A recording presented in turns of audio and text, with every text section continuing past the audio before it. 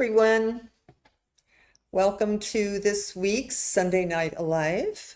Uh, Today is Sunday, July 19th, and we are talking about being a spiritual revolutionary tonight in honor of this month's book that we're studying at the Center for Spiritual Living at Cape Coral, which is Spiritual Liberation by Dr. Michael Bernard Beckwith. And our topic for Sunday, both at the center and for Sunday Night Alive this week, is the beloved community, which is one of my favorite topics because I think community is the point, that we are in this together and we don't really act like it most of the time, and it starts with us. So before we take a deep dive into that, I'm going to speak a blessing and also let you know that if you wish to support Sunday Night Live through a tithe or a gift or a love offering as a way of speaking your appreciation, you can do that. Obviously, it's not required because this is all free. But if you wish to do that, you can do that through text to give for the Center for Spiritual Living, which is area code 239-320-3820. You have to set up text to give one time if you've never done it before, but then moving forward, you only have to text to that number, put in the amount you wish to give, followed by SNA, which ensures that your donation goes to Sunday Night Alive. Or if you've been with me for a while, because I've been doing this since COVID, you can also use the old way, which was to PayPal or Zelle to revdschubert@gmail.com. And so let's just take a moment and get centered. The Sunday Night Live is a 30-minute experience. I'm going to talk for a few minutes on the topic and invite us into a learning moment, a shifting moment, and then we will meditate together on this idea. Obviously, you're meditating where you are and I'm meditating where I am, but I can't see you.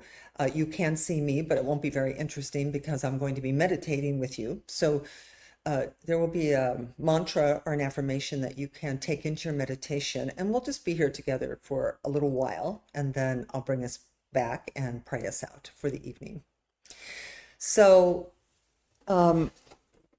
take a moment before we take a deep dive into our topic. Just let's take a moment and get yourself centered. You've probably been out and about all day long. I know I have. So we want to gather up all that external energy and bring it home.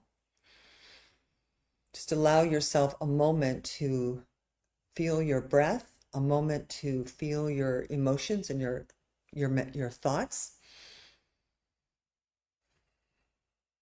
See if there's any way you can soften, relax, let go, and become 100% present to our being here together right now. And be open heart, open mind, receptive to some idea, receptive to some healing, receptive to some change, receptive to something that might have a very wonderful and positive effect on your lives this week. I know that's why I come here. It lifts me up, it reminds me who I really am, and allows me to deal with the world in a whole new, different way. And I can tell you, most people need to deal with the world in a whole new, different way. And so, blessing our time together, knowing that it is good, we just let it unfold in its perfection together by saying, and so it is. So, this... So the beloved community was actually a term coined by Josiah Royce and was introduced to mainstream America by Martin Luther King in 1949 during a sermon in which he talked about the beloved community. And he talked about the beloved community being an expression of agape love, which means unconditional love. And this idea that we are intimately entwined with one another, that we are connected, that we live in a field of unity and oneness. This is not how we live, but it is the truth about our existence. You know, one of the wonderful analogies that I like to use is, well, one of the things we say is I am a unique and individualized expression of God, or a unique and individualized expression of the infinite, or of universal intelligence. Unique, unique and individualized. So what this means is really we're all the same, yet different. Think about zebras. Zebras, in the mind of God, a zebra is a zebra. They're all the same. They kind of look roughly the same. They kind of act roughly the same. Yet each zebra is a little bit different. Its stripes are different. Its personality is different. So unique and individualized expression of the zebra. You and I are exactly the same way, that we all are the same. We have eyes, we have a nose, we have a throat, we have kidneys and a heart and a spleen and lungs. We all eat, we all eliminate. We're the same. In the mind of God, we are the same. And yet some of us are tall and some of us are short. Some of us live in Italy. Some of us live in South America. But those different stripes don't mean that it's bad or that it's wrong or that somebody's better than somebody else. That's all human driven. That's all ego driven. None of it's true. That every single human being, no matter where they are on this planet, no matter what color they are, no matter what country they're in, God did not make countries. God did not make races. God did not make politicians. God just creates love out of itself. So the beloved community is based on oneness. Ernest Holmes, the founder of Science of Mind, said, the only problem anywhere is separation. Separation meaning, I don't like you because you don't think like me. I have to destroy you because you don't live like me. You're bad because you don't practice what I practice. This is truly how we think, and it's a source of all discord, the source of all violence, the source of everything we don't want, and that we want somebody else to take care of. But that's all, none of that's real. That is, we're trained, we're conditioned. The Buddha would call that the conditioned self. The conditioned self is taught to see separation. Ernest Holmes said the only solution to any problem is unity or oneness, of this coming together in the awareness that we are all brothers and sisters, all of us. Now, this might sound naive because I watch the news sometimes just like you. I see the problems just like you. But as spiritual revolutionaries, we are called upon to bring to the table spiritual values, a new set of rules to live by. Spiritual revolutionaries bring and express kindness and compassion, forgiveness, love, tolerance, patience. And this doesn't mean anything if you're just hearing me as a talking head, blah, blah, blah. You have to look into your own soul. You have to see where you create separation. And you're going to see it. You're going to see it in your language. You'll see it in your conversations with other people. You'll see it in how you think. You'll see it in your fears. You'll see it when you get ready to travel. You'll see that somehow there is this separation. But the problem with it is we all need a tribe. We need community. We need each other. We do. And we need each other to love and be loved, to support and be supported, to care for and be cared for. And everybody wants that, everybody. My Center for Spiritual Living in Cape Coral, all centers for spiritual living, all unity churches, even other religions.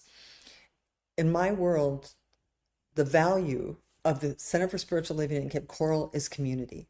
It's a place where people can go that's positive, affirmative, accepting, tolerant, where people can learn how to get along with people who don't think like them, who don't look like them. That's what a spiritual revolutionary does.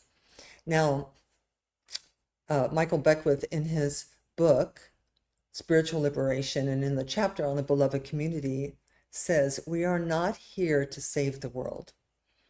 Now, think about this before I give you the rest of the sentence, that if we think that we're here to fix other people or to fix what's wrong, we're going to feel a little exhausted or a little impotent or a little not competent, because you and I on our own cannot fix the serious problems our planet finds itself in.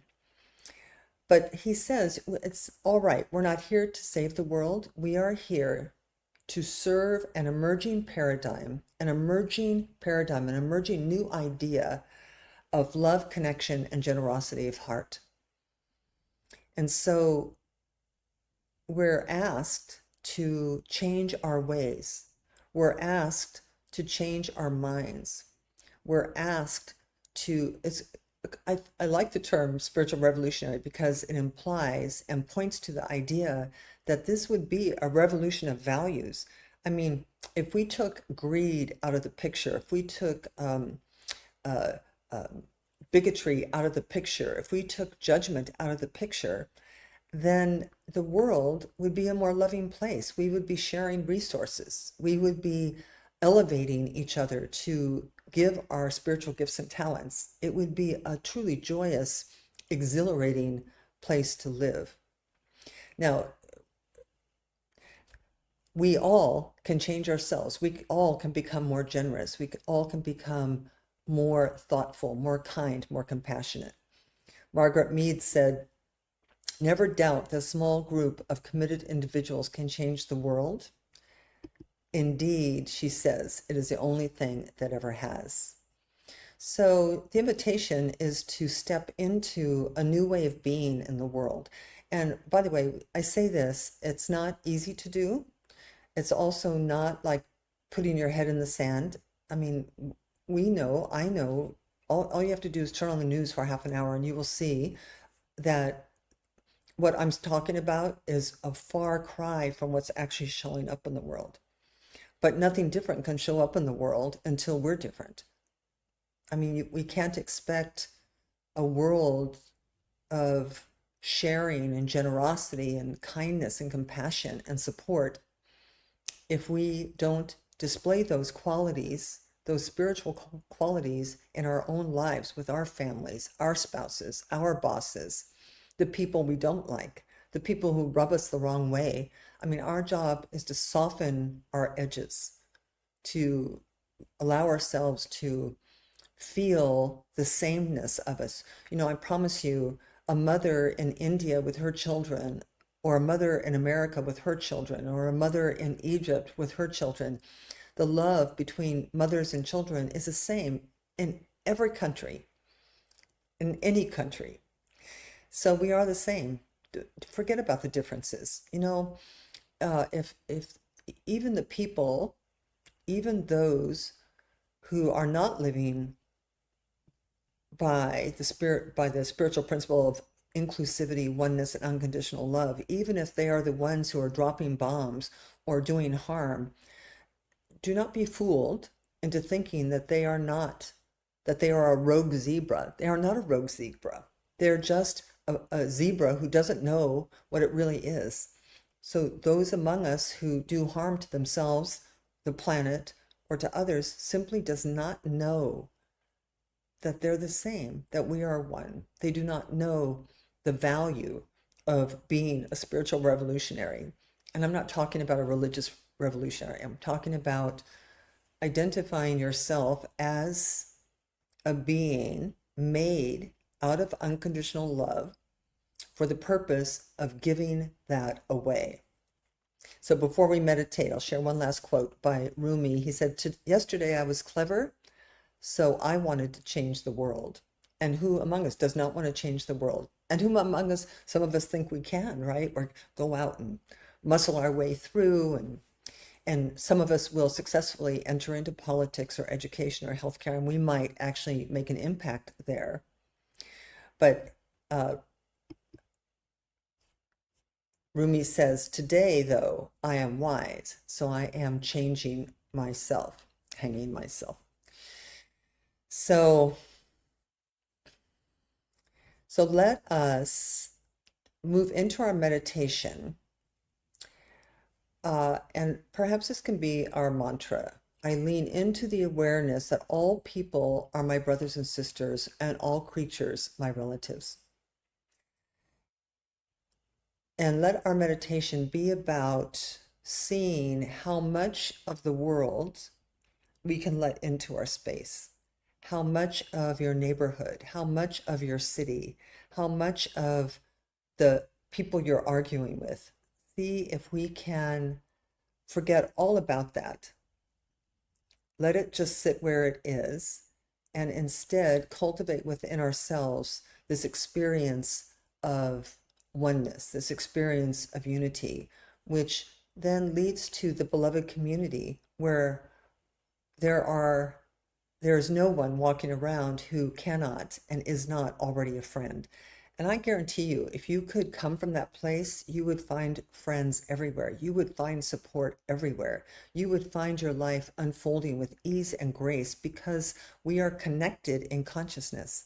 And when you walk into somebody's space and you're filled with respect and dignity and love, they're going to want to be with you. They're going to want to help you. So rather than being alone and lonely, we can be surrounded and buoyed by all the other zebras around us. Yes? All right. So I'm going to put on some music, and I can't talk when the music is playing because it gets funny. So I'm going to take us into meditation. We'll be there for about 10 minutes or so, and then I will bring us out. So get ready to turn within. Just take a moment and take a few deep, satisfying in-breaths, because these in-breaths, without breath, there's no life. Breath is life, chi, it's energy. So you want to become aware of the energy you're taking in and the energy you're letting out. So take in peace, breathe out love for just about 10 minutes. And if your mind wanders, there's no right way to do this. If your mind wanders or you get restless, just take another deep breath. You can open your eyes and look at the mantra. I lean into the awareness that all people are my brothers and sisters and all creatures my relatives. And so I'm going to put our music on for about 10 minutes, and then I will come back and speak a word of blessing onto our week.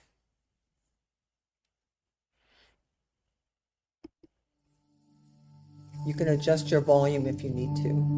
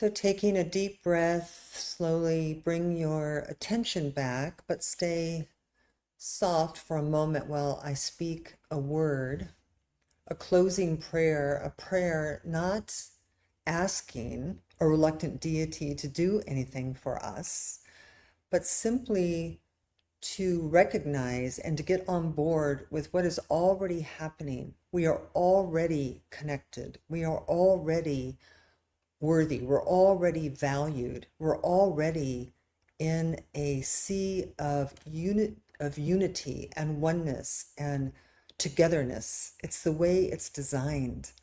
And so the word, what I know for each and every one of us, is that we move into our week willing to make eye contact, willing to give a compliment, willing to smile at a stranger, willing to drop some ancient grudge, willing to see that we are maintained and sustained, guided, guarded, protected, and cherished by that intelligence which created everything. Every zebra, every human, every butterfly, that we are on a web of connection, and whatever happens on that web happens to everyone. And so I know that we're willing to be spiritual revolutionaries, even if it's not popular, that we don't have to argue, we don't have to judge, we don't have to be mad, that we can choose peace as our path. And so how blessed we are to spend a few moments to remind ourselves of our true identity, which in turn reminds us of the identity of others, and that we can move in the world with so much gentleness and compassion. And so knowing that this week brings you miracles and healing, I'm grateful. And so taking a deep collective community in-breath and exhaling that breath together, we simply just accept this for ourselves and each other by saying, and so it is. Amen. All right, beloveds, I will see you next Sunday. Our topic is going to be authentic happiness, based on another chapter in Dr. Michael's book.